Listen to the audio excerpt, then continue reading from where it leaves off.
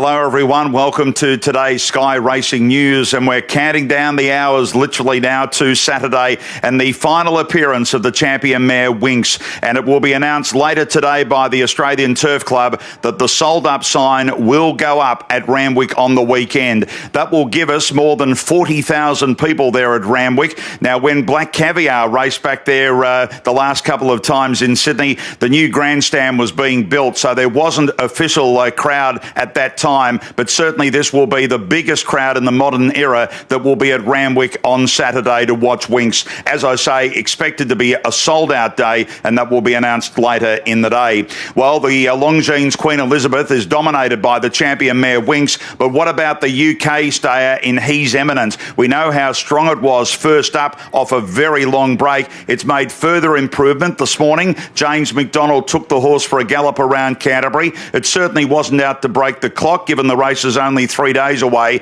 but He's Eminent has made really strong improvement out of that first up run. What about taking on Winx? Let's hear from trainer Sir Mark Todd. Very happy this morning. He's been a very happy horse here. You know, it's been brilliant. It's like having our own private training track, and now that he's settled in, he's got his little routine, and he's been very relaxed, and it's been great.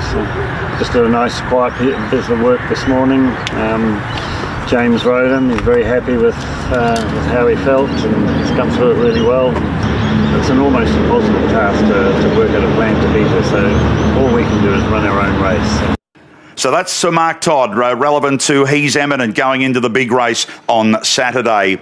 To the $2 million Sydney Cup, and Godolphin trainer Charlie Appleby is quietly confident that we're going to be seeing Dubhe win for them the Sydney Cup again, after, of course, winning it with polarisation a couple of years ago. This morning at Canterbury, Kieran McAvoy jumped aboard the horse for the first time. Again, not out to break the clock, but did it comfortably. Carries just 52.5 kilos, but he is a horse that's only had 7 starts, so he's relatively inexperienced running in serious staying races. He did win a 2 mile in Dubai in a lesser graded race last time around. He's a very straightforward type. He's the favourite at this stage with Tab Dubhe to win the race from the Lloyd Williams trained, or owned, I should say, midterm going into Saturday's Sydney Cup. Well, the last race on Saturday, the Tab Sapphire Stakes, is a beauty. I love the clash of about 2 or 3 of these. Sprites come up with Barrier 3, Winter Bride Barrier 1. That pair clashed in the Winona Girl last time,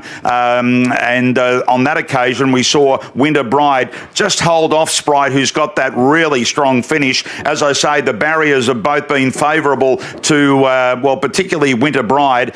Sprite does get back with that finish acceleration, and I am excited has come up with Barrier 5. The Tab market is through. It tells us that it's a very competitive race, the last there on Saturday, the Tab Sapphire. And in regard to the weather, well, it's beautiful and sunny today. Tomorrow, they're still saying some scattered showers are going to be around Sydney. At the moment, the track has been upgraded to a soft 5. That's good signs. But Navesh is telling us, Navesh Ramdani, the track is expected to stay in that range until at least Saturday morning, because the conditions are going to cool off a little bit over the next couple of days. That's it for our racing news. In the next 24 hours, the announcement will be made regarding the racing or non-racing future of the Autumn Sun. John Massara to announce that, as I say, over the next 24 hours.